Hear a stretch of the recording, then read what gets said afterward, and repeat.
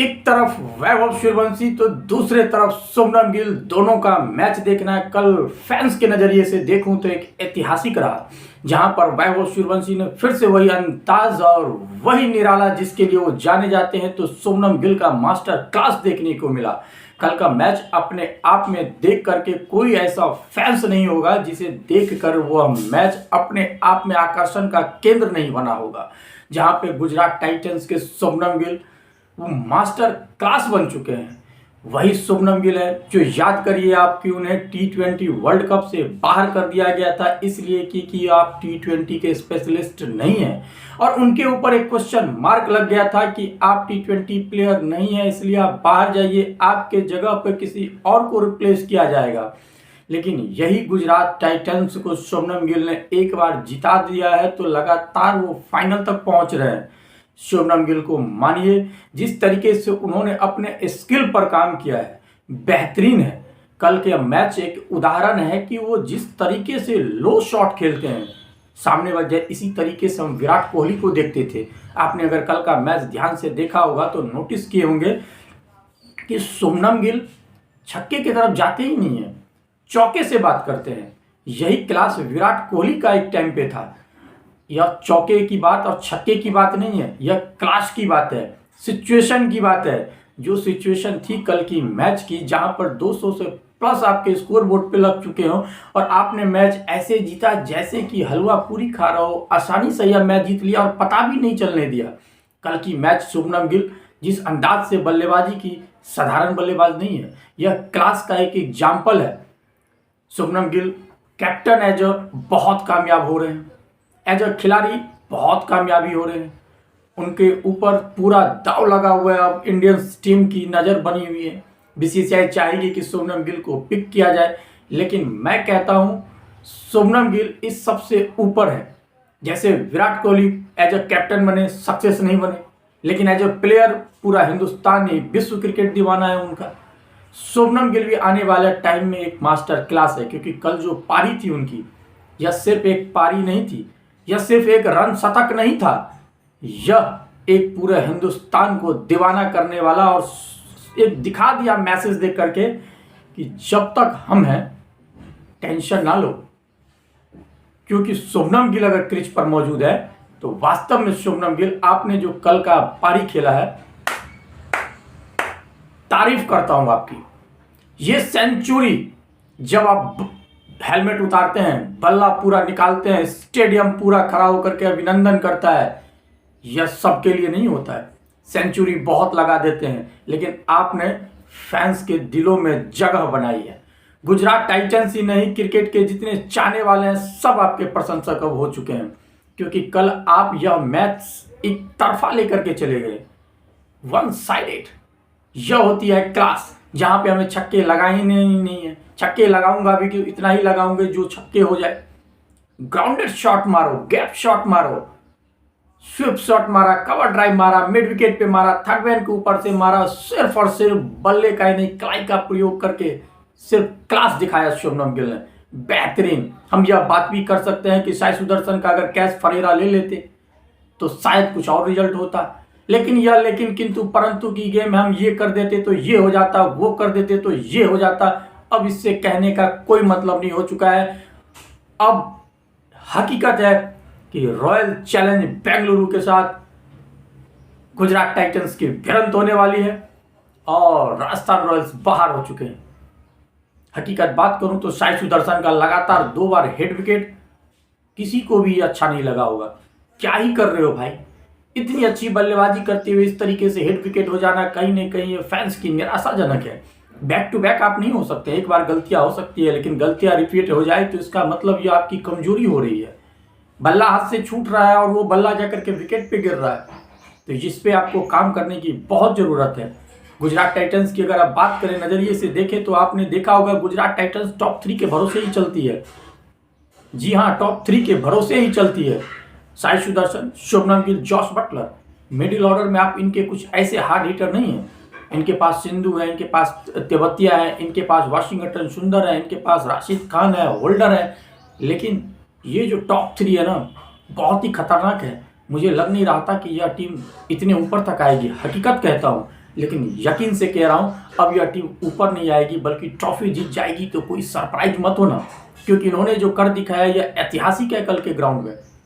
अब ये इनके पास मोहम्मद सिराज की गेंदबाजी है, इनके पास आप देख लीजिए रबाडा की गेंदबाजी है, इनके पास प्रसिद्ध कृष्णा, इनके पास गेंदबाजी में साई किशोर को भी लाते हैं। राशिद खान बेशक महंगे साबित हो रहे हैं, लेकिन राशिद खान को करामती खान के नाम से जानते हैं। तो आप सब जानते हैं वो कब वापसी कर ले किसी को नहीं पता। बड़े मैच के बड़े प्लेयर एक अलग ही पहचान होती है।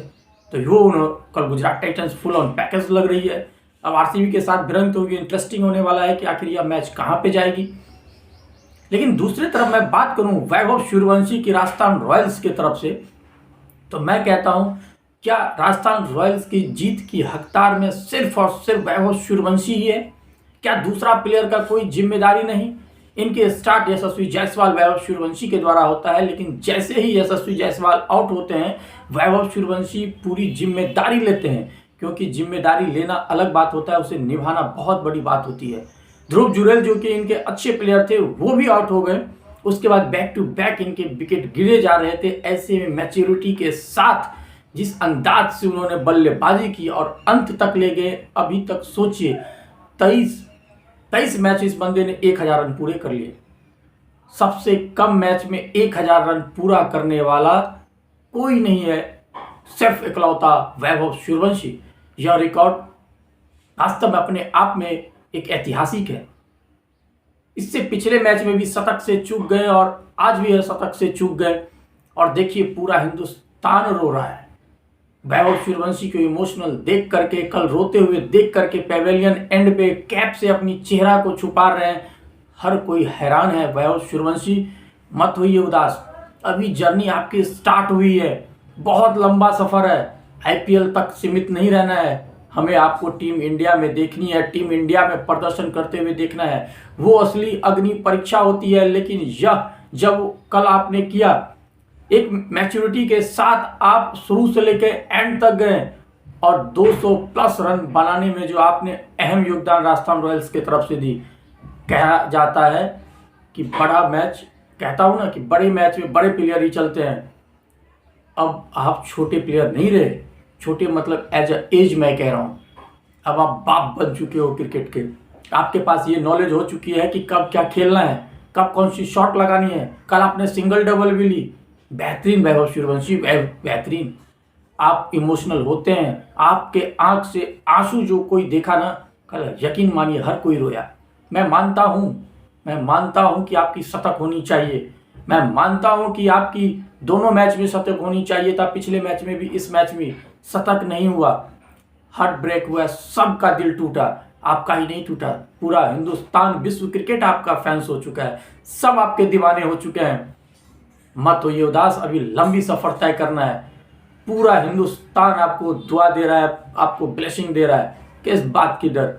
लगे रहिए आप, जो आपको सुनील गावस्कर ने कहा, लगे रहो। लेकिन मैं कहता हूं क्या जिम्मेदारी वैभव सूर्यवंशी तक ही रहती है? आप सोचिए, इन्होंने तो अपना काम कर दिया।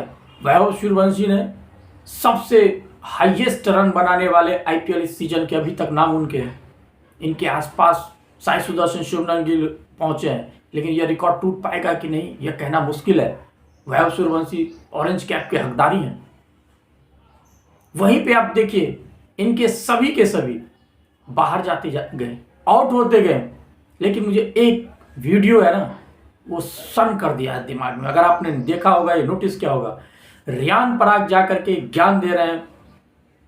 हकीकत में क्या मजाक कर रहे हो? क्यों ज्ञान दे रहे हो? क्या किया है आपने इस सीजन में? कैप्टेंसी आपको मिल चुकी है, जिम्मेदारी लेनी नहीं है। कौन सा ऐसा मैच था जिसमें आपने करामाती कर दिया?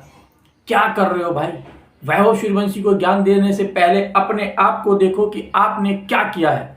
कुछ नहीं किया पूरा सीजन आपने, ना खराब कैप्टेंसी, खराब बल्लेबाजी, और जा करके खामखा उसे ज्ञान दे रहे हो कि भाई कुछ देर और रुक जाता, कुछ रन और बना लेता, शतक के इतने करीब था। मत दे ज्ञान, उसने जो कर दिया ना, सोच भी नहीं सकते हो तुम, उसने जो कर दिया। उसे अगर कुछ कहोगे ना इस सिचुएशन में, जो बंदा पूरे तरीके से डाउन है, रो रहा है, और जा करके उसे फटकार लगा रहे, यह वीडियो देखने के बाद हकीकत में कह रहा हूँ पूरी फैंस उदास हो गई कि रायन पराग कर क्या रहा है, ना बल्लेबाजी ना कैप्टेंसी, खामखा चौधरी पना बनने जा रहे। मत करो ऐसा।